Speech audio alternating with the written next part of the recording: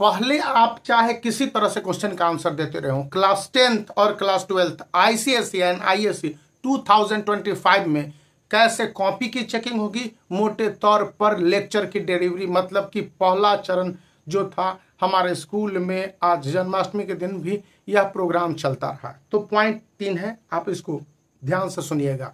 सबसे पहली बात है, जो पहला पॉइंट आज डील करूंगा वह है competency based question class 10th के लिए और क्लास 12th के लिए भी एज इट इज है। आपने क्लास 10th में स्कूल के लेवल पर अभी हाफ ईयरली एग्जामिनेशन में भी इसी तरह से कॉपी चेक करने के लिए कहा गया है। अब टीचर आपके स्कूल के इस तरह से चेक करते हैं कि नहीं करते हैं। कॉम्पिटेंसी बेस्ड क्वेश्चंस क्या है, इसको CISE पहले एनालिटिकल थिंकिंग या क्रिटिकल थिंकिंग का नाम देती थी, जिसको मोटे तौर पर गुमराह करके या अजब तरीके से समझाया जाता था कि higher order level thinking question, HOT question नहीं, एक क्वेश्चन नहीं है। तो यहाँ पर कॉम्पिटेंसी बेस्ड क्वेश्चंस क्या है इसको समझाया गया। और मैं आपको ये बता दूं, स्क्रीन पर मेरे पास प्रूफ है तो मैं उसको दिखलाऊंगा। यहां पर कॉम्पिटेंसी बेस्ड क्वेश्चन में यदि आप लॉन्ग आंसर वाले क्वेश्चंस को लिख रहे हो तो किन बातों को स्टूडेंट ध्यान में रखेंगे। यहां पर कहा गया है कि पहला स्टूडेंट क्रिएटिविटी को शो करेगा, मतलब कि उसके आंसर में उसके वर्ड होने चाहिए। दूसरी बात कही गई है कि आंसर जो वर्ड लिमिट है उसके हिसाब से फॉलो होने चाहिए। तीसरा कि उसमें स्टूडेंट ने जिन जिन बातों को रेज किया, जैसे the cause of first world war या नाम के बारे में आपको बताया जाएगा कि यूजेबिलिटी और what is the relevance of नाम। तो ऐसे में नाम का ओरिजिन, नाम का जो भी एक्सपेंशन रहा और नाम अभी के समय में किस तरह से रेलेवेंस है, 4 पॉइंट में आपको बताने होंगे।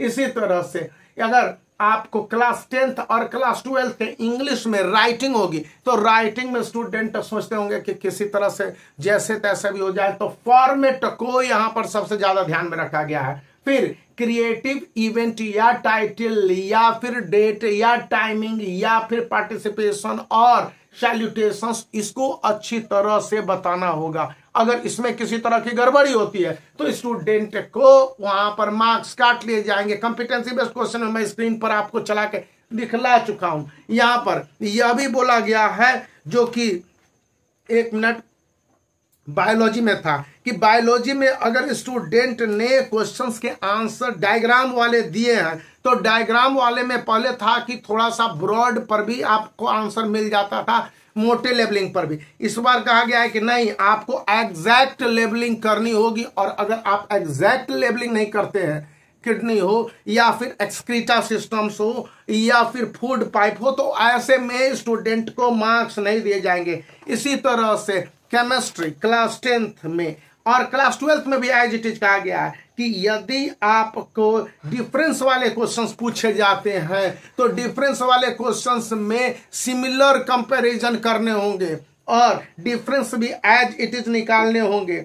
जैसे कि यहां पर एक और बात बोली गई है, अगर किसी का आप रिएक्शन लिखते हैं तो उसके प्रोडक्ट को स्पेसिफाई करेंगे। यदि उसमें किसी तरह का आपने कंपाउंड का फॉर्मेशन देखा है या किसी भी उसमें उत्प्रेरक यानी कि जो कि आपके उस रिएक्शन के स्पीड को बढ़ा देते हैं उसकी भूमिका होगी, तो उसको साफ साफ बताएंगे। या फिर ड्राई होगा या एथर होगा, जिस चीज या सॉल्यूशन में आप उसको डालते हैं या जिस कंडीशन में रखते हैं। तो यहाँ पर मैथमेटिक्स में आपके पास कहा गया है, कॉम्पिटेंसी बेस्ड क्वेश्चंस में मैथमेटिक्स में, कि जब स्टूडेंट क्वेश्चंस के आंसर को बना रहे हो तो यहां पर उसके डिटेल देंगे कि किन आधार पर वे क्वेश्चंस के आंसर बना रहे थे।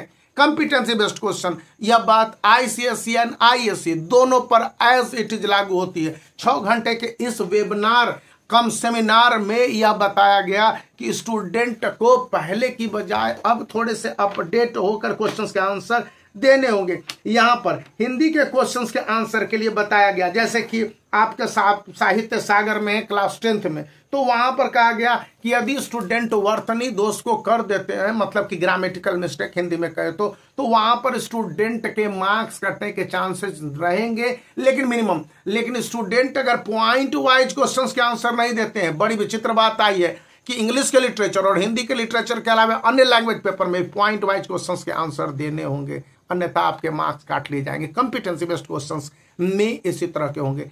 थॉट बेस्ड, आइडिया बेस्ड या वॉल्यूम बेस्ड क्वेश्चंस होते हैं। तो याद रखिए, वीडियो को लाइक कीजिए, चैनल को शेयर कीजिए और सब्सक्राइब करना याद रखिए।